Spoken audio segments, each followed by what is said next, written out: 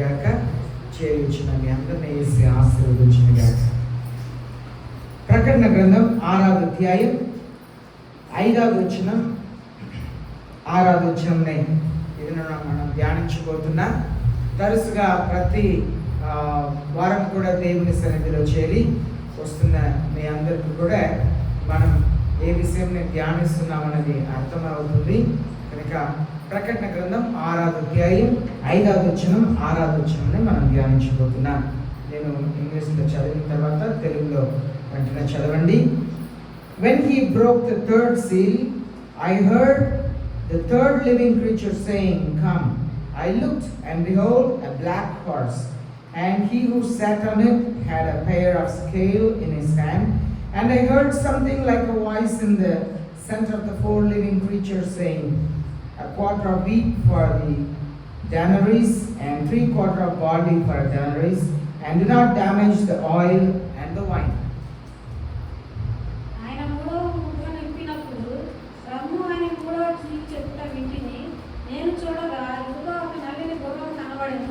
దాని మీద ఒకడు త్రాసు చేత పట్టుకొని కూర్చుండి ఉండేను. మరియు దేనారమునకు ఒక సేరు గోధుమలనియు, దేనారమునకు 3 సేర్ల ఎవరనియు, నూనెను ద్రాక్షారసమును పాడు చేయవద్దనియు ఆ 4 జీవుల మధ్య ఒక స్వరము పలికినట్టు నాకు వినబడింది.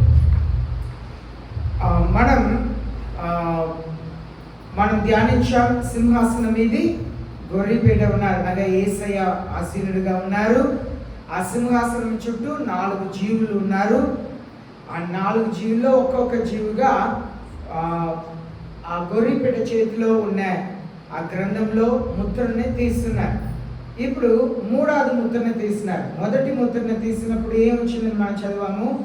ఆయన జయించుటకును జయించేవాడుగా బయలుదేరారని చూసాం. దేనిని జయించుటకు? ఎవరిని జయించుటకు? లోకంని జయించుటక, లోకంలో ఉన్న వారిని జయించుటక, లేదు లోకంలో ఉన్న అధికారులను జయించుటక కాదు. ఆయన దేవుని సేవకుల్ని జయించుటకు, క్రైస్తవుల్ని జయించుటకు, జయించుటకును జయించేవాడుగా బయలుదేరాడంట. ఈనాడు సాతానుడు జయం పొందాలని అనుకుంటున్నాడు. ఎవరి మీద?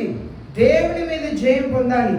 దేవుని మీద జయం పొందాలంటే ముందు దేవుని పిల్లల మీద, దేవుని సేవకుల మీద, దేవుని పిల్లల మీద జయం పొందాలి.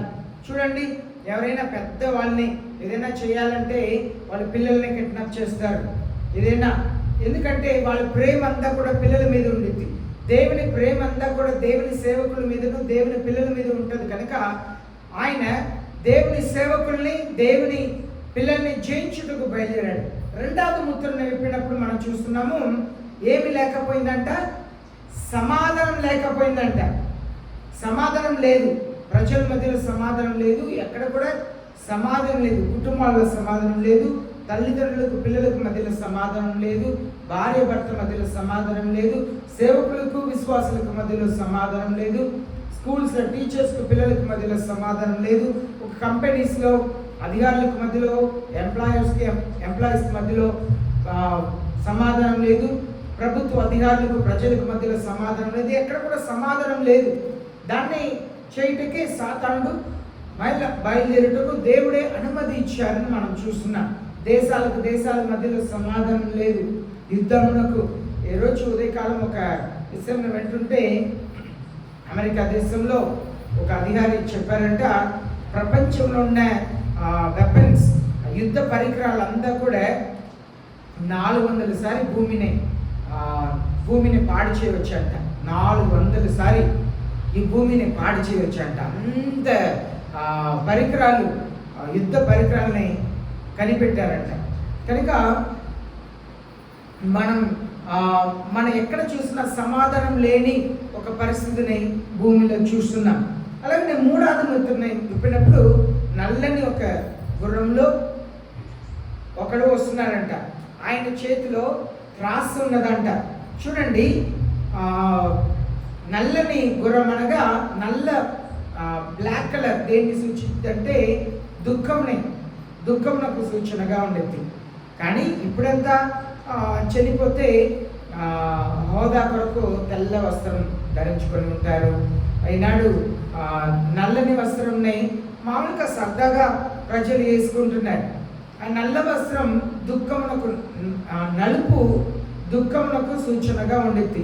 ఇక్కడ నల్లని ఒక గుర్రంలో ఆయన వస్తున్నాడంట, చేతిలో త్రాసు ఉన్నదంట. ఇది ఈనాడు మనం వే మిషన్ వాడుతున్నాం. వే మిషన్ దేనికి సూచన అంటే సరైన కొలతకు సూచన కదా, సరైన కొలతకు సూచన. ఇక్కడ మనం చూస్తున్నాము ఆయన ఏం చేస్తున్నారంట, ఆయన గోధుమను అలాగనే ఓకే, దాన్ని దేనికి సూచన అంటే మన భారతదేశంలో అయితే బియ్యంకు పప్పుకు సూచన కదా, బియ్యం పప్పుకు సూచనగా ఉన్నది. అది త్రాసులో కొలత వేసి ఇస్తున్నారంట. మొన్న మార్కెట్కి వెళ్ళినప్పుడు కూరగాయలంతా చాలా ధరలు ఎక్కువ ఉన్నదంట. పాస్టర్ మా ఏంటంటే ఇంత రేటు ఉంది, తగ్గిద్దా అని అడిగితే తగ్గదండి ఇంకా పెరిగిద్ది అన్నారంట. ఇదంతా కూడా దేనికి సూచన అంటే ఆహార కరువు మన ముందు వస్తుంది. మనం ఎప్పటి నుండో చెప్తానే ఉన్నాను, ఆహార కరువు వస్తుంది అని చెప్పి. మన భారతదేశంలో కూడా పోయిన సంవత్సరం చాలా గూడౌన్స్ కట్టారు. ఎందుకు గూడౌన్స్ కట్టారంటే బియ్యం అన్ని పప్పు అంతా కూడా స్టోర్ చేయడానికి ప్రయత్నం చేస్తున్నారు. ఎందుకంటే మనకు ముందు భయంకరమైన ఒక కరువు వస్తుంది. నేను కొంతకాలం ముందు ఎథియోపియాలో అలాగే సోమాలియా ప్రాంతంలో కరువు భయంకరంగా ఉన్నదని చెప్పి కొన్ని వీడియోలు చూపించారు. అప్పుడు ఒక బాబు అలా సన్నగా ఆకలితో ఇలా కూర్చున్నాడు. పక్కన సవాళ్ళంతా కూడా అక్కడ కూర్చున్న వాళ్ళు అలా పడి చనిపోయి ఉన్నారు. అయితే కూర్చున్న వ్యక్తిని తినుటకు ఒక పక్షిరాజు అలా తను చుట్టూ అలా ఎగురుతున్నది. అది ఏం చూపిస్తుందంటే భయంకరమైన కరువు. ఈయనేమో ఆహారం లేక చనిపోతున్నాడు, అది వచ్చి తినుటకు ప్రయత్నం చేస్తుంది. ఇదంతా కూడా మన ముందు ఉన్న ఆహార కరువుని గురించి చూపిస్తుంది.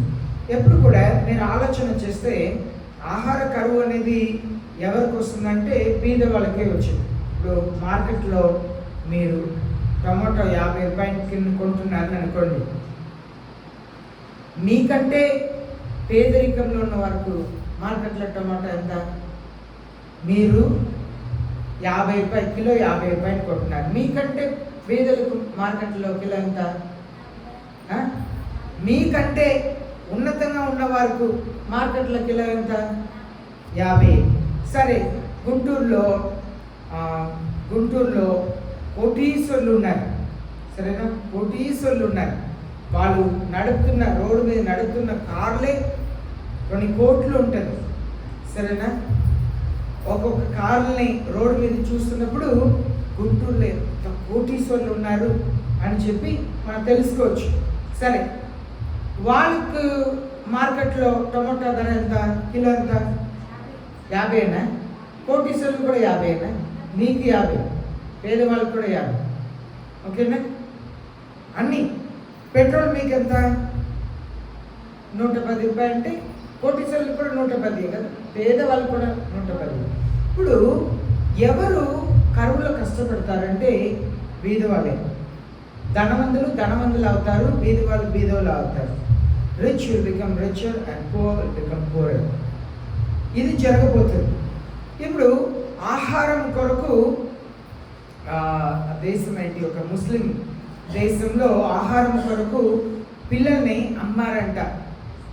అలాగే పిల్లల్ని విభచారంలోకి అమ్మారని చెప్పి ఒక 1 year బ్యాక్ నేను కొన్ని పిక్చర్స్ అంతా మీకు చూపించాను. దేశం ఏంటి, ముస్లిం దేశంలో ఆఫ్ఘనిస్తాన్లో పిల్లల్ని విభచారంలోకి అమ్మారు, చిన్న పిల్లల్ని పనికి అమ్మారు. ఆహారం కొరకు కరువు, భయంకరమైన కరువు. ఇప్పుడు ఆహారం కొరకు ఏమైందంటే దొంగతనం, దోపిడీ అంతా పెరిగింది. తినటకు ఆహారం కొరకు ఏం చేస్తారు? దొంగతనం చేస్తారు. ఆహారం కొరకు దొంగతనం చేస్తారు. ఒకరోజు మా పిల్లలు చిన్న పిల్లలుగా ఉన్నప్పుడు వాళ్ళకి తినడానికి 2 ప్యాకెట్స్ కొనిచ్చారు.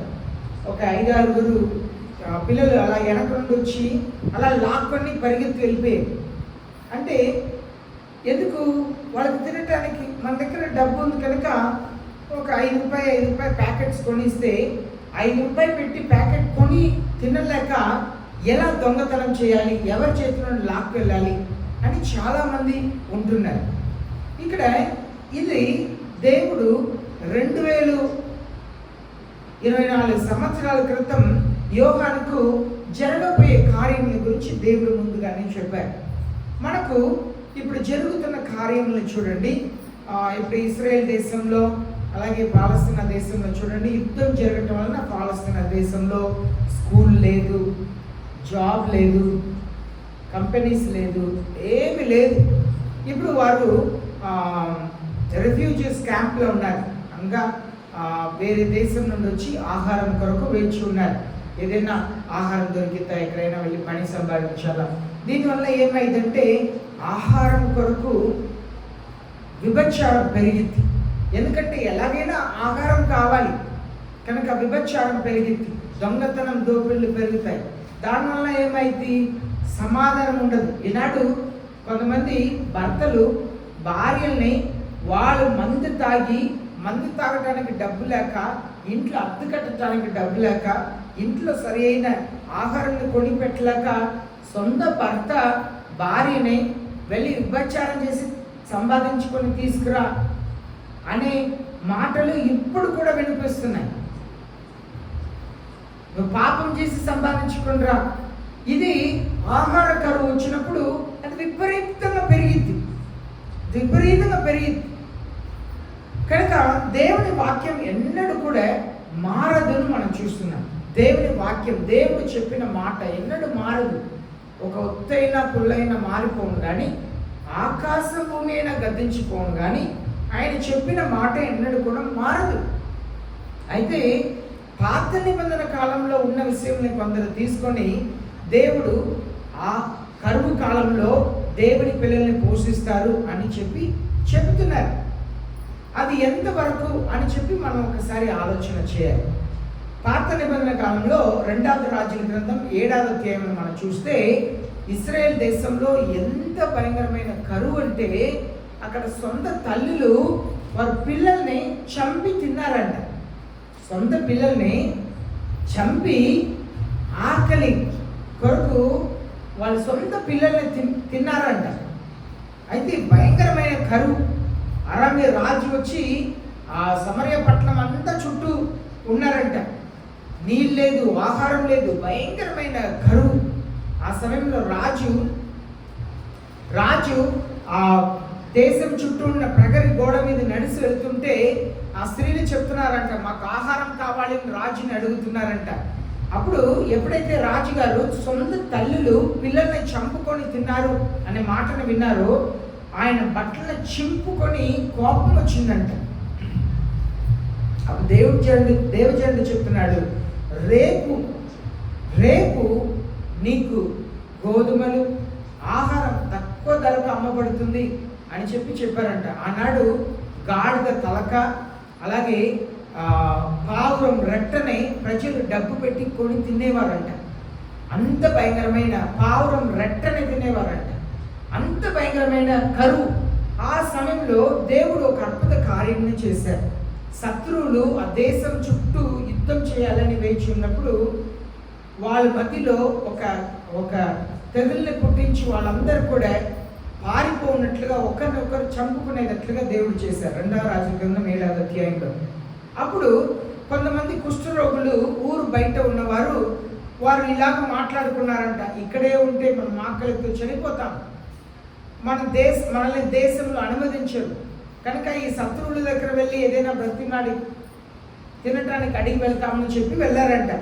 వెళ్ళినప్పుడు వాళ్ళు అక్కడ చూసింది గూడారంలో ఉన్నాయి, గుర్రంలు ఉన్నాయి, అన్నింట్లో వెండి బంగారం ఆహారం అన్నీ ఉన్నాయి, కానీ ఒక్కరు కూడా లేరంట. వాళ్ళు సమృద్ధిగా తిని వారు తీసుకెళ్ళి దాచిపెట్టుకొని ఉన్నప్పుడు వాళ్ళు ఇలాగ చెప్పుకున్నారంట, ఈరోజు శుభదినం, మన వరకు మాత్రం మన కడుపు నిండా తిన్నాము, మనం దాచిపెట్టుకున్నాం, ఇలాగ చేస్తే దేవుని కోపం మన మీద వచ్చింది కనుక మనం వెళ్ళి రాజుకు తెలియపరుస్తాం అని చెప్పి వెళ్ళి తెలియపరచగా రాజు నిజమా కాదా అని పంపిస్తే నిజముగా గుడారంలో ఎవ్వరు కూడా లేరంట. అవి అంతా తీసుకొచ్చి సమృద్ధి అయిన ఆహారాన్ని దేవుడు ఒకే రాత్రి ఇచ్చాడు. దేవుడు అద్భుతం చేయగలుగుతారు. కానీ కొత్త నిబంధనలో వచ్చేసరికి మనం చాలాసార్లు, నేను కూడా ఈ పాటలు పాడుతూ ఉంటాను. దేశమంతా క్షామముతో నిండి ఉండగా భక్తుడైన ఎలియాని పోషించలేదా, ఆయన గొప్ప దేవుడు కదా అని. కానీ కొత్త నిబంధనకు వచ్చేసరికి యేసే ఒక మాట చెప్తున్నారు. ధనవంతుడు ఒకడు ఉన్నాడంట, లాజరు పేదవాడు ఒకడు ఉన్నాడంట. ఆయనకు చివరి వరకు ఆహారమే దొరకలేదు. ఆయన మరణించిన తర్వాత అబ్రహాం దగ్గర దేవదూతలు తీసుకెళ్ళి కూర్చోబెట్టారంట. ఈ బీదవాడు అబ్రహాం దగ్గర ఉన్నారు, ధనవంతుడు నరకంలో ఉన్నాడు. నరకంలో ఒక చుక్క నీళ్ళు కొరకు తపన పడుతున్నారు. తప్పిస్తున్నప్పుడు అబ్రహాంని అడుగుతున్నారు, అయ్యో ఒక్క చుక్క నీళ్ళని ఆ లాజరు వేలికతో నీళ్ళని నింపి ఒక్క చుక్క నీళ్ళు ఇవ్వమానండి అని అడుగుతున్నారు. అప్పుడు అబ్రహాం మాట్లాడుతున్నారు. ఏమని మాట్లాడుతున్నారంటే, నువ్వు ఈ లోకంలో సర్వ సంపదని నువ్వు అనుభవించావు, లాజరు అయితే బాధపడ్డారు, ఇప్పుడు ఆదరించబడుతున్నారు. ఈ లోకంలో దేవుని పిల్లల్ని ఈ కరువులో అనుమతించబోతున్నారు. మనం కూడా జ్ఞానంగా ఉండాలి. శాక్పుణన్ అనే సేవకుడు చెప్తుంటారు, మీరు ఇప్పటి నుండి మీ అప్పుల్ని తీర్చుకోండి, మీ డబ్బుని పోగు చేయండి, డబ్బు కొంచెముగా పోగు చేయండి, నెలకు కొంచెం డబ్బు, వారంలో కొంచెం డబ్బైనా పోగు చేయండి. కరువు కాలం వస్తుంది, కరువులో మీరు పోషించబడాలంటే మీ దగ్గర డబ్బు ఉండాలి అని చెప్తుంటారు. మనకు కూడా జ్ఞానం కావాలి. ఎందుకంటే అలాంటి కాలంలో నేను మరలా మీకు చెప్తున్నాను, పెళ్ళి ఉంటుంది కానీ భోజనం ఉండదు. చర్చిలో ఎక్కడ కూడా దాన ధర్మాలు ఉండదు. జరగబోయే సత్యం ఇది. ఎక్కడ కూడా దాన ధర్మాలు ఉండదు. నేను నైట్ ఒక చోటకు వెళ్ళి వస్తున్నప్పుడు హాస్పిటల్ ముందు చాలామంది ప్లేట్లు అన్నం పెట్టుకొని తింటున్నారు. అక్కడ హాస్పిటల్ ముందు అన్నం పెడుతున్నారు. చాలామంది రోడ్డు మీద అన్నం పట్టుకొని రోడ్డు మధ్య డివైడర్ మీద కూర్చొని తింటున్నారు. ఇలా దాన ధర్మాలంతా ఆపేస్తారు. గుడిలో, చర్చిలో, మసీదులో ఎక్కడ భోజనాలు ఉండదు. పెళ్ళి ఉంటుంది కానీ భోజనం ఉండదు. ఈ మాటల్ని ఎన్నో పర్యాయం మీకు తెలియపరుస్తూనే ఉన్నాను. హోటల్స్ ఉండదు. ఇలా పునుగులు, బజ్జీలు ఏదేదో ఉండదు. ఈనాడు కూడా మీరు ఐటీసీ ఎదురుగా ఒక చిన్న హోటల్ ఉంది. చిన్న హోటలే, మీరు వెళ్ళి చూస్తే 2 ఇడ్లీ 50 రూపాయలు, 2 ఇడ్లీ 50 రూపాయలు, ఒక ఇడ్లీ 25 రూపాయలు. ఇదంతా కూడా ఒకవేళ హోటల్ ఉన్నా కూడా ఒక ఇడ్లీ 500 అన్నా కూడా ఆశ్చర్యపడటానికి లేదు. అలాంటి ఒక కాలంలో మనం వెళ్తున్నాం. ఇలాగూ అన్ని ధరలు పెరుగుతాయి. అదే ఇక్కడ దేవుడు చెప్తున్నారు, కొలత ప్రకారం ఇస్తారంట. అనగా ఖచ్చితంగా కొలత ప్రకారమే ఇస్తారంట. ఈ కొలత దేన్ని చూపిస్తుందంటే, డబ్బు పెట్టి కొంటప్పుడు మామూలుగానే కొలత వేసిస్తారు. ఈ కొలత దేన్ని ఏ కొలత? తన చేతిలో త్రాసు ఉన్నదంట. ఈ కొలత అంటే ఒక కొత్త కొలతని తీసుకొస్తున్నారంట. అది చాలా బాధని కలిగచేసింది. ఆయన నల్లని గుర్రంలో వస్తున్నారంట. నలుపు బాధని చూపిస్తుంది. ఆయన చేతిలో త్రాసు ఉన్నదంట. త్రాసు లేకుండా ఎక్కడైనా ఇస్తున్నారండి? నాకు కిలో షుగర్ కావాలి అని చెప్పి, పంచదార కావాలంటే కొలతే లేకుండా ఇది కిలో ఉంటుంది అని చెప్పి కిలోన్నర అలా ఇస్తున్నారా? లేదు, ఎక్కడైనా కొలతతో ఇస్తున్నారు. అయితే ఈయన ఏం కొలతతో వస్తున్నారు? నల్లని గుర్రంలో కొలతను, త్రాసుని పట్టుకొని వస్తున్నారు. అనగా దుఃఖముని కలగ చేయటకు వస్తున్నారు త్రాసుని పట్టుకొని. ఇది ఏ త్రాసు అంటే, బైబిల్ గ్రంథం సెలవిస్తుంది, ఈ లోకంని ఒక వ్యక్తి పరిపాలించబోతున్నాడంట. ఈ లోకంని ఒక్క వ్యక్తి పరిపాలించబోతున్నాడు. అనగా లోకం అంతా కూడా ఆయన క్రింద రాబోతుంది, ఆయన పరిపాలన కింద రాబోతుంది. ఆయన ఎలా పరిపాలించబోతున్నాడంటే, ఆయన మొక్కే వారికి ఆయన ఎవరు దేవుడిగా, తను తాను ఆయన దేవుడిగా ప్రకటించుకోబోతున్నాడు. తను తాను ఆయన దేవుడిగా ప్రకటించకపోతున్నాడు. ఆయనను ఎవరైతే దేవుడుగా అంగీకరించారో వారికి మాత్రమే ఈ లోకంలో ఉండుటకు అనుమతి, ఈ లోకంలో ఉన్న వాటిని తినుటకు అనుభవించుటకు అనుమతి ఇవ్వబోతున్నారు. ఇప్పుడు ఆయన క్రింద మనం వెళ్ళాలంటే ఆయన మనల్ని ఎలా పరిపాలించబోతున్నాడు, దానికే మనకు ఆధార్ కార్డు ఉన్నది.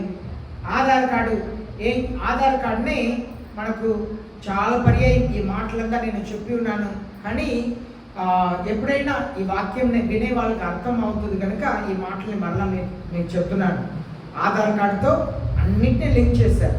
స్కూల్లో ఆధార్ కార్డు ఉంది, ఆఫీస్లో ఆధార్ కార్డు ఉంది, గ్యాస్ సిలిండర్కి ఆధార్ కార్డు ఉంది, కరెంటు బిల్కి ఆధార్ కార్డు ఉంది, బ్యాంకుకి ఆధార్ కార్డు ఉంది, డ్రైవింగ్ లైసెన్స్కి ఆధార్ కార్డు ఉంది, పాస్పోర్ట్కి ఆధార్, అన్నిట్లో ఆధార్ కార్డుని లింక్ చేశారు. అవునా? ఇప్పుడు ఈ ఆధార్ కార్డుని పట్టుకొని దాన్ని ఒక మైక్రో చిప్ అని చెప్పి ఒక చిన్న చిప్ని చేయబోతున్నారు. ఆ చిన్న మైక్రో చిప్ని బాడీలో పెడతారు, మన శరీరంలో పెడతారు. మన శరీరంలో ఉన్న కెమికల్ వలన అది ఎప్పుడు కూడా రీఛార్జ్ అవుతూ ఉండేది. బ్యాటరీ ఉంటుంది కదా, ఆ బ్యాటరీ ఎలాగ రీఛార్జ్ చేస్తున్నామో అలాగే మన శరీరంలో పెట్టేస్తే అది వంటకు ముందు బియ్యం ఎంత సైజు ఉంటుందో అంతే చిన్నగా ఉండేది. దాన్ని శరీరంలో పెడితే మన శరీరంలో ఉన్న కెమికల్ వలన అది రీఛార్జ్ అవుతూ ఉంటుంది, అది పాడైపోదు. కనుక దాంట్లో ఈ ఆధార్ కార్డు లాంటి దాన్ని పెట్టేస్తారు. ఈ లోకంలో ప్రతి ఒక్క మనుషుల్ని, మానవుల్ని పరిపాలన చేయాలంటే ప్రతి ఒక్కరు కూడా ఒక అంకె ఉండాలి. చూడండి, ఇప్పుడు మిమ్మల్ని తీసుకుంటే లక్ష్మి అని చెప్పి తీసుకుంటే ఎంతమంది లక్ష్మీలు ఉంటారు? అవునా? ఇప్పుడు ఫేస్బుక్లో లాయిస్ ఫెయిత్ అని కొడితే చాలామంది లాయిస్ ఫెయిత్లు ఉన్నారు. అర్థమైందా? అయితే మీ పేరు మీది చాలామంది ఉంటారు. స్వర్ణలత అనే పేరు మీద ఎంతమంది లేరు? అవునా? చాలామంది ఉన్నారు. మేరమ్మ అంటే బోళ్ళ మంది ఉన్నారు. అందరూ రామమ్మ అంటే ఎంతమంది ఉన్నారు? చాలామంది ఉన్నారు. వెంకటేశ్వర్లు అంటే ఎంతోమంది ఉన్నారు. అయితే వ్యక్తిగతంగా ఒక వ్యక్తిని ఎలా గుర్తించాలంటే మీ పేరు నా పేరు మారాలి. అవునా? మనకు ఒక కొత్త పేరు కావాలి. ఆ పేరు ఎవరికి ఉండకూడదు. మీకున్న పేరు మీకు మాత్రమే ఉండాలి. భారతదేశంలో ఎన్ని కోట్ల మంది ఉన్నా కూడా మీ పేరు మీకు మాత్రమే ఉండాలి. ఆల్రెడీ గవర్నమెంట్ ఆ పేరు మీకు ఇచ్చేసారు, నాకు ఇచ్చేసారు.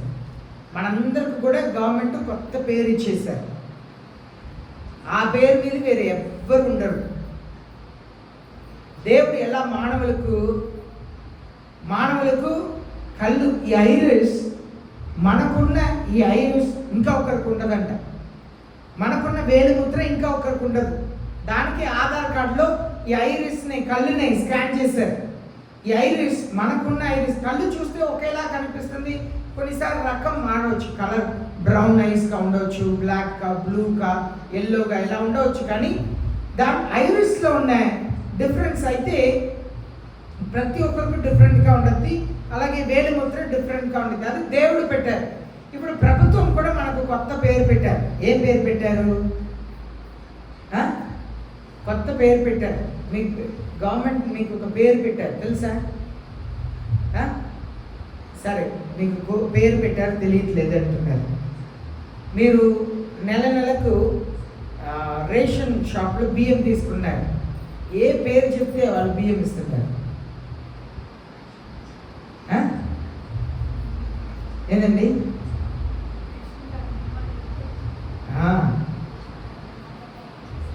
ఆధార్ కార్డులో ఉన్న మీరు పేరు చెప్తే వాళ్ళు మీ పేరు వాళ్ళకి అక్కర్లే.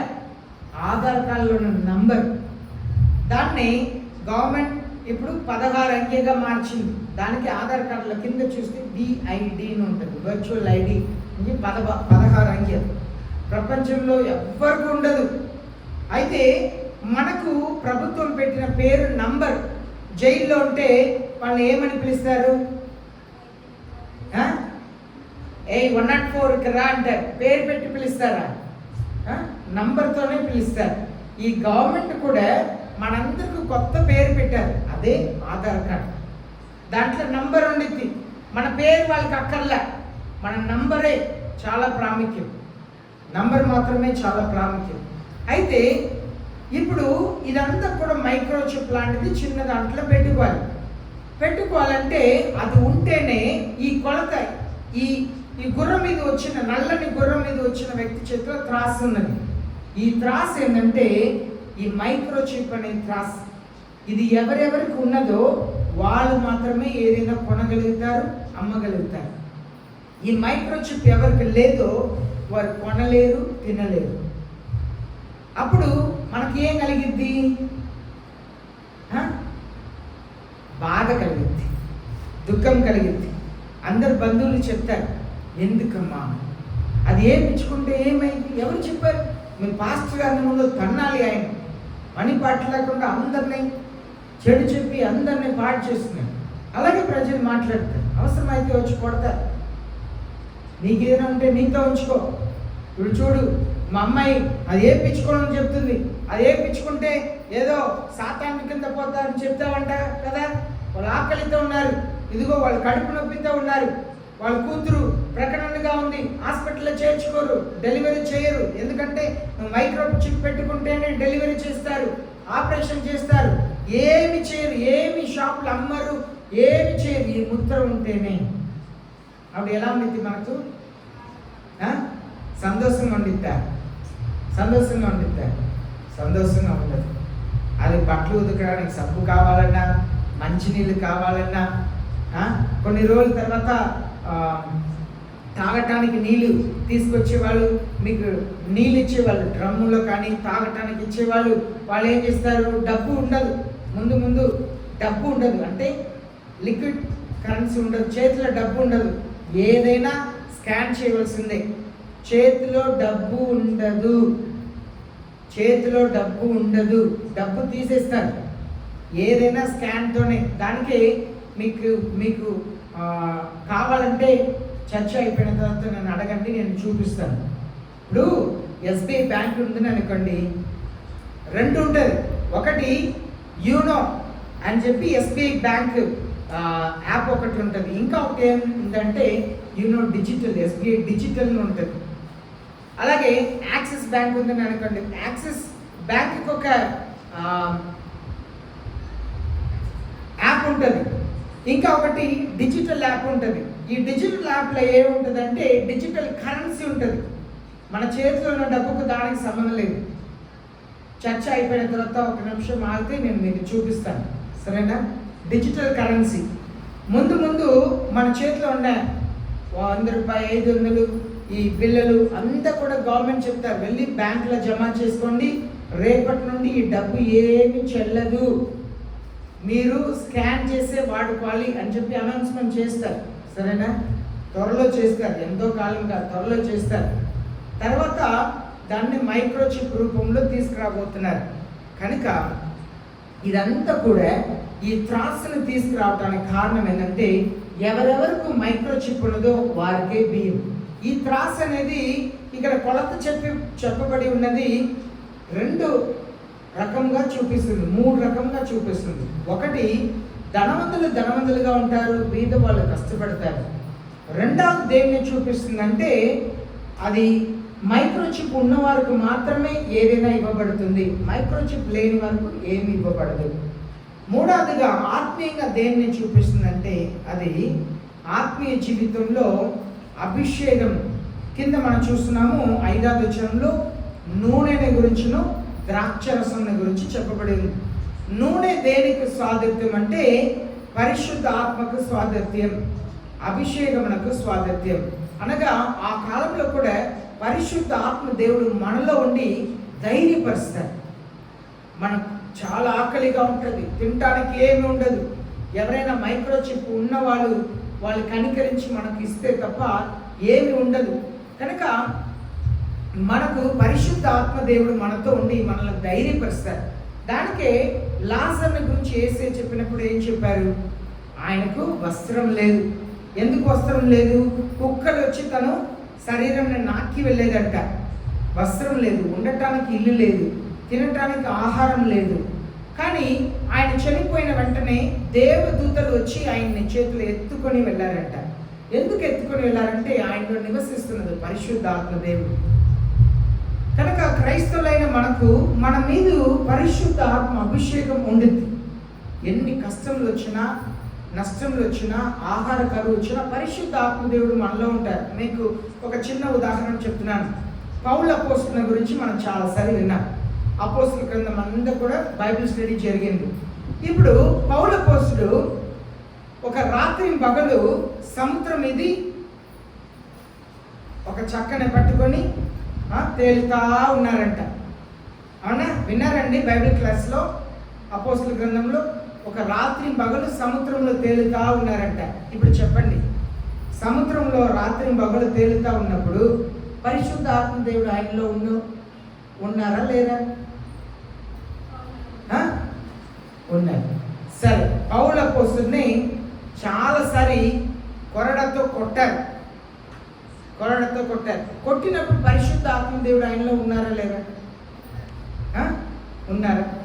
ఒక పర్యాయం పౌలు అపోస్తలుని కొట్టి, రాయితో కొట్టి ఆయన చనిపోయాడని చెప్పి ఊరు బయట లాక్కొచ్చి పడేసి వెళ్ళిపోయాడు. ఆయన కొట్టినప్పుడు లాక్కుని వస్తున్న పరిశుద్ధ ఆత్మదేవుడు ఆయనలో ఉన్నారా లేరా? ఉన్నారు. అదే యేసే చెప్తున్నారు. ఈ లాజరు పనుకుంటే కుక్కలు వచ్చి నాకేదంట. పరిశుద్ధ ఆత్మదేవుడు ఆయనలో ఉన్నారు.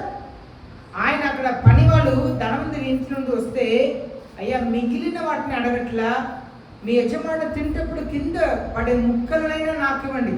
ఎందుకంటే కింద పడేది వాళ్ళు పనివాళ్ళు తినరేమో, మిగిలిందే తినేవారేమో. కనుక ఆ ముక్కల్ని పడేయవద్దు, నాకు ఇవ్వండి అని అడుగుతున్నారంట. పరిశుద్ధ ఆత్మదేవుడు ఆయనలో ఉన్నారా లేరా? ఉన్నారు. అందరూ ఆయన్ని వెలివేసేసారు. కుటుంబంలో అందరూ కూడా వదిలేశారు. రోడ్డు మీద పడి ఉన్నాడు. పరిశుద్ధాత్మ దేవుడు ఆయనతో ఉన్నారా లేదా? ఉన్నారు. ఇప్పుడు పేతురుని అలాగే పేతురుని సెరచాల్లో వేశారు. పేతురు పనుకొని ఉన్నారు.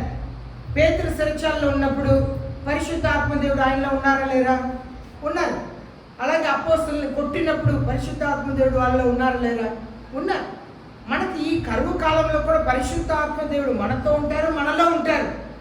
ఈ సమయంలోనే ఈ లోకమునకు, మన కుటుంబస్తులకు నేను దేవుని బిడ్డని అని చెప్పి చూపించే కాలం. యేసయ్య చెప్పారు, నేను సమాధానం కొరకు కాదు, నేను శత్రుత్వంని పెట్టుటకు నేను వచ్చాను. I came to cos rift అన్నారు యేసయ్య. అనగా దానికి అర్థం ఏంటంటే సమాధానాన్ని తీసివేయటకు వచ్చారు, నేను గట్కమని పంపించటకు వచ్చారు అంటారు. దానికి అర్థం ఏంటంటే మీ పిల్లలు మీరు చెప్తారు భర్త దగ్గర, నేను ఏపించుకోనండి అంటారు. మీ బ్యాంకులో మీ పేరు మీద డబ్బు ఉంటుంది, మీరు తీసుకోవాలంటే మీరు ఆ డబ్బుని మీ భర్తకు ట్రాన్స్ఫర్ చేయాలన్నా మీరు కేవైసీ అక్కడ పెట్టి ఉండాలి. కేవైసీ లేకుండా మీరు మనీని ట్రాన్స్ఫర్ చేయలేరు. మీ భర్త చెప్తారు, నన్ను వేయించుకో అంటారు, కొడతారు, హింసిస్తారు. బాధ వచ్చిందా లేదా? మీరు చెప్తారు, లేదండి నేను యేసు ప్రభువుని నమ్ముకున్నా, దాన్ని వేయించుకుంటే నేను సాతాను పరిపాలన కింద వెళ్ళిపోతాను, నేను వేయించుకోనంటే మరి ఎందుకు నీ చేతులు నీ బ్యాంకులో డబ్బు పెట్టుకున్నామని మిమ్మల్ని హింసిస్తారు. బాధగా ఉండింది కదా, కొడతారు, అందరు కలిసి కొడతారు. అదే నల్లని గుర్రంలో త్రాసు పట్టుకొని వస్తున్నాడంట, బాధని కలిగించుటకు, దుఃఖపరచుటకు. యేసయ్య చెప్పారు, తల్లికి విరోధంగా కూతురు, కూతురుకి విరోధంగా తల్లి, అత్తగారికి విరోధంగా కోడలు. ఈ విషయంలో అంతా మత్తయి సువార్తలో మనం చదువుతున్నాం. అంటే అందరూ ద్వేషిస్తారు, అందరూ కూడా బలవంతం చేస్తారు. ఎందుకు మీరు ఇలా మూర్ఖంగా ఉన్నారు, ఏపించుకోండి అని చెప్పి బలవంతం చేస్తారు. అలాంటి ఒక కాలం వస్తుంది, ఒక భయంకరమైన కరువు రాబోతుంది. అది ఆత్మీయ కరువు మాత్రమే కాదు, ఆహార కరువు. ఆత్మీయ కరువు ఎప్పుడో ప్రారంభమైందండి. ఆత్మీయ కరువు ఎప్పుడో ప్రారంభమైంది. ఆత్మీయ కరువు. ఈనాడు యథార్థమైన క్రైస్తవులు ఎంతమంది ఉన్నారు? మీ కళ్ళని జాగ్రత్తగా కాపాడుకుంటున్నారా? మీ నాలుకని జాగ్రత్తగా కాపాడుకుంటున్నారా? మిమ్మల్ని మీరు పరిశుద్ధంగా కాపాడుకుంటున్నారా? ఎంతవరకు దేవుని భయముతో ఉంటున్నారు? ఇంట్లో సొంత కుటుంబంలో పిల్లల మీద బూతులు మాట్లాడుకుంటున్న వారు ఉన్నారు. సొంత పిల్లల మీద బూతులు మాట్లాడుకుంటున్న వారు ఉన్నారు. సొంత పిల్లల్ని మోసం చేస్తున్న వారు ఉన్నారు. మన ముందు దేవుడు మనలో కోరుకుంటున్నది ప్రేమ అండి. ప్రేమించాలి, ప్రేమతో మాట్లాడాలి. మన మాట ప్రేమ కలిగిన మాటలుగా ఉండాలి, దయ కలిగిన మాటలుగా ఉండాలి. మనం క్షమించేవారుగా ఉండాలి. మనకు ద్రోహం చేసేవారైనా, మనల్ని బాధ పెట్టే వాళ్ళని క్షమించాలి. క్రైస్తవ్యం అంటే, దేవుని శిశులు అంటే ప్రేమించేవారు, క్షమించేవారు. ఎన్నడూ కూడా యేసయ్య తిరుగుబాటు చేయలేదు. శిశులు ఎన్నడూ కూడా తిరుగుబాటు చేయలేదు. తగ్గించుకున్నారు, కొట్టించుకున్నారు, హింసించబడ్డారు. ఈనాడు ఎంతమంది కుటుంబంలో తగ్గింపుతో ఉంటున్నాం? సంఘములో ఎంతమంది తగ్గింపుతో ఉంటున్నాం? దేవునికి సాక్షికరంగా ఉండాలి. ఒక భయంకరమైన కరువు వస్తుంది, క్రైస్తవుల్ని బలవంతం చేసే కాలం వస్తుంది. అలాంటి కాలంలో కూడా పరిశుద్ధ ఆత్మదేవుడు మనతో ఉండి ధైర్యపరుస్తాడంట. ఆ బీద లాజరు కుక్క వచ్చి నాకి వెళ్తున్నా కూడా దేవుని దూషించలేదండి. ఆకలితో ఉన్నప్పుడు దేవుని దూషించలేదు. దానికే దేవదూతలు వచ్చి ఎత్తుకొని వెళ్ళారు. మన కష్టంలో, బాధలో దేవుని దూషించకూడదు. అప్పు కట్టలేని పరిస్థితిలో ఉంటారు, దేవుని దూషించకూడదు. దేవుని ప్రేమించాలి. యేసయ్యని హృదయపూర్వకంగా ప్రేమించాలి. బలముతో, శక్తితో, ఆత్మతో ప్రేమించాలి. ఇతరులను క్షమించాలి. యేసయ్య చెప్పారు, మీరు ఒకరిని ఒకరు ప్రేమించినప్పుడు మీరు నా శిశువుని ఈ లోకం తెలుసుకుంటుంది అన్నారు. నాడు ఎంతమంది కుటుంబంలో ప్రేమ ఉందండి? ఎంతమంది ప్రేమతో ఉంటున్నారు? మనది మనం ప్రశ్నించుకుంటాం. భయంకరమైన కరువు రాబోతుంది. ఆ కరువు కాలంలో తెలిసిపోతుంది. కొందరు ఉంటారు, ఈనాడు బలవంతంగా అమ్మా చర్చికి రండమ్మా, చర్చికి రండి, దేవుని సన్నిధికి రండిని పిలిచినా కూడా ఏదేదో కారణాలు చెప్తున్నారు. నాకు పని ఉంది, నేను పనికి వెళ్తున్నా, అది ఇదని చెప్తున్నారు. అన్నాడు మైక్రోచిప్ వేసుకుంటేనే ఆహారం ఉంటుంది, మెడిసిన్ ఉంటుంది, పని ఉంటుంది. పనికి కూడా ఎవరు చేర్చుకోరు. అలాంటి కాలంలో ఏం చేస్తాం మనం? అన్ని అనుకూలంగా ఉన్నప్పుడే పాపం చేసి సంపాదిస్తున్నారు. దేవునికి విరోధముగా వెళ్ళి పనులకు, ప్రార్థన ఉన్నప్పుడు పనులకు వెళ్ళి ఉంటున్నారు. ఇలాంటి వాళ్ళు యేసయ్యను వెంబడిస్తారని అనుకుంటున్నారా? వెంబడించు. వెళ్ళి ఏపించుకొని వాళ్ళ ఇష్టానుసారమైన జీవితంలో జీవిస్తారు. నువ్వు యేసయ్య కొరకు శ్రమలు అనుభవించాలి, యేసయ్య కొరకు నమ్మకమైన శిశువుగా ఉండాలంటే నువ్వు ఇప్పటి నుండే ప్రయాసపడాలి. ఇప్పటి నుండే విశ్వాసం నిలకడగా ఉండాలి. అప్పుడే దేవుడు తన కృపని, శక్తిని అనుగ్రహిస్తాడు. లోకంలో నమ్మలేని కరువు వస్తుందండి. మీరు ఊహించలేని కరువు వస్తుంది. 3 పూట ఆహారం దొరకని కాలం వస్తుంది. ధరలంతా పెరుగుతూనే ఉంటుంది, అన్నీ పెరిగిపోతాయి. మన కొని తినలేని కాలం వస్తుంది. జీతం పెరగదు కానీ అన్నీ పెరుగుతూ ఉంటుంది. కనుక మనం అలాంటి కాలంలో ప్రవేశించబోతున్నాం. కనుక జాగ్రత్త కలిగి ఉంటాం, భయభక్తి కలిగి ఉంటాం. అందరూ మోకరిస్తాం, ప్రార్థన చేస్తాం. అందరూ కూడా మోకరించి ప్రార్థన చేస్తాం. యేసయ్య నాకు కృప చూపించండి ప్రభువా అని చెప్పి ప్రార్థన చేస్తాం.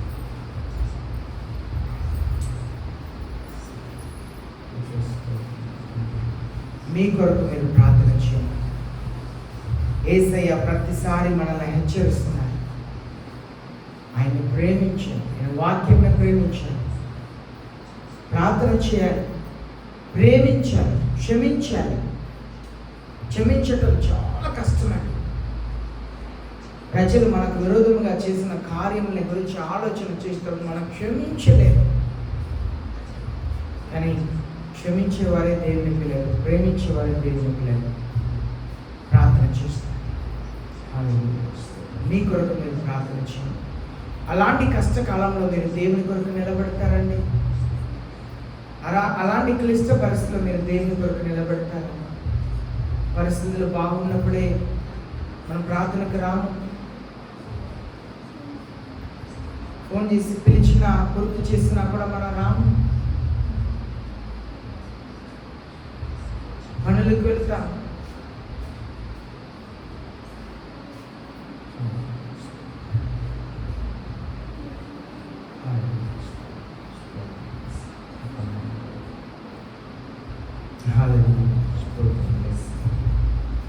తండ్రి చేయండి. మీ కొరకు మీరు ప్రార్థన చేయండి. ఇప్పటి నుండే విశ్వాసంలో బలంగా లేకపోతే, ఇప్పటి నుండే విశ్వాస జీవితంలో బలమైన వారుగా ఉండకపోతే మీరు లొంగిపోతారు, శ్రమలకు ఓడిపోతారు. విశ్వాస జీవితాన్ని కాపాడుకోండి. దేవుని దగ్గర ఏదో ఆశీర్వదిస్తారు, డబ్బు ఇస్తాడు, అప్పులు తీరుస్తాను రావద్దండి. అయ్యా, ఆవగించేంత విశ్వాసం ఉంటే కొండను చూసి సముద్రంలో పడిపోతే జరిగింది అన్నాడు. నాకు అంత విశ్వాసం లేదు, నాకు విశ్వాసం దయచేయండి. యేసయ్య చెప్పారు, మనుష్య కుమారుడు ఈ లోకంలోకి తిరిగి వచ్చినప్పుడు విశ్వాసం కనుగొనునా అన్నారు. విశ్వాసం ఉండదు. యేసయ్య వస్తారు నా కొరకు, నేను చనిపోయినా నేను దేవునితో వెళ్తాను, విశ్వాసం ఉండదు. మనకైతే పరిశుద్ధ ఆత్మదేవుడు ఉన్నారండి. కానీ దానియేలుని ప్రార్థన చేయవద్దు, లేకపోతే సింహ గదిలో పడేస్తామని బెదిరించినా కూడా ప్రార్థన చేశాడు. దేవుడు కాపాడాడు. అననీయ, మిజేల్, అజరియా, దానియేలు ముగ్గురు స్నేహితుల్ని బెదిరిస్తున్నారు. ఈ విగ్రహంనే నువ్వు మొక్కకపోతే అగ్నిగుండంలో పడేస్తాను. వాళ్ళు చెప్తున్నారు, మా దేవుడు మనల్ని కాపాడకపోయినా పర్లేదు, మేము మొక్కము. ఈనాడు అలాంటి విశ్వాసం మనకుందా? దేవుని జనమా, మనకి ఇంకా పేరేంటి? విశ్వాసులు. సాతానుడు కూడా విశ్వాసియే, దురాత్మలు కూడా విశ్వాసే. సాతానుడికి ఇంకా ఒక పేరు బిలీవర్. Believer in Jesus. ఆయన యేసయ్యను నమ్ముతున్నాడు. యేసయ్యకు అన్ని శక్తులు ఉందని నమ్ముతున్నారు. యేసయ్య ఆకాశంని భూమిని సృష్టించాలని సాతానుడు నమ్ముతున్నాడు. లోకంలో మనుషులు నమ్మకపోయినా సాతానుడికి తెలుసు. దురాత్మ పట్టిన వారు యేసయ్యను చూసిన వెంటనే ఏమని పిలిచారు తెలుసా? దేవుని కుమారుడా, ఎందుకు మమ్మల్ని సమయమునకు ముందు హింసించుటకు వచ్చారు? వాటి అన్నిటికీ తెలుసు. యేసు ప్రభువే దేవుడిని తెలుసు, తెలియని మనుషులే. సాతానుడికి తెలుసు, దురాత్మలకు తెలుసు, నీకు కూడా తెలుసు యేసే దేవుడిని. కానీ నమ్ముతున్నా, ఇంకా శిష్యుడిగా శిష్యురాలుగా మారలేదు నీ జీవితంలో. నువ్వు యేసే యొక్క శిష్యుడిగా శిష్యురాలుగా మారక ఇంకా విశ్వాసిగా మాత్రమే ఉంటే సాతాను కూడా విశ్వాసియే. మన జీవితంలో యేసే యొక్క శిష్యుడిగా శిష్యురాలుగా మారాలండి. మన జీవితం మారాలి, ప్రార్థన జీవితం మారాలి, వాక్య ధ్యానం మారాలి, పరిశుద్ధ జీవితం నాకు మారాలి, ఆత్మీయంగా ఎదగాలి. మీ కొరకు మీరు ప్రార్థన చేయండి. భయంకరమైన కాలం వస్తుందండి. దేవుని మాట మారదు. యేసయ్య చెప్పింది జరుగుతుంది. త్వరలో భయంకరమైన కాలం వస్తుంది. ఆ కాలంలో దేవుని కొరకు మనం నిలబడాలంటే పరిశుద్ధ ఆత్మకు ఇప్పుడే లోబడాలి. పరిశుద్ధ ఆత్మ ఇప్పుడే లోబడకపోతే తర్వాత నువ్వు లోబడలేవు. మార్గం. మహాప్రేమ కలిగిన మా పరలోకపు తండ్రి, పరిశుద్ధుల దేవ, భయంకరమైన కరువు కాలం వస్తుంది మీరు హెచ్చరిస్తున్నారు. నల్లని గుర్రం మీద వస్తున్నాడు. భయంకరమైన దుఃఖం కలగపోతుంది అని మీరు చెప్తున్నారు. ఈ శోధన సహించేవాడు ధన్యుడు అని చెప్పారు. అయ్యా, మేము మీ కొరకు పరిశుద్ధ ఆత్మ సహాయం చేత జీవించుటకు సహాయం చేయండి. మా ముందు లాజర్ని ఉంచారు. ఆరోగ్యం లేదు, ఆహారం లేదు, ఇల్లు లేదు, ప్రేమించేవారు లేరు. సమస్తంని కోల్పోయినప్పుడు కూడా మీ కొరకు పరిశుద్ధ ఆత్మ సహాయంతో జీవించారు కనుక దేవదూతలు వారిని వచ్చి ఎత్తుకుని వెళ్ళాలని మీరు చెప్పారు. అలాంటి విశ్వాస జీవితంలో మాకు దయచేయండి. ఓర్పుని, సహనంని మాకు దయచేయండి. అయ్యా, కృప చూపించండి. మా సంఘంని బలపరచమని, సిద్ధపరచమని, ధైర్యపరచమని యేసయ్య పరిశుద్ధమైన నామంలో ప్రార్థిస్తున్నాం పరలోకపు తండ్రి. ఆమేన్. పరలోకపు తండ్రి దామే మనందరినీ కూడా ఆశీర్వదించుగాక. ఆమేన్. దేవుని స్తోత్రం. యేసయ్య మనల్ని దీవించుగాక.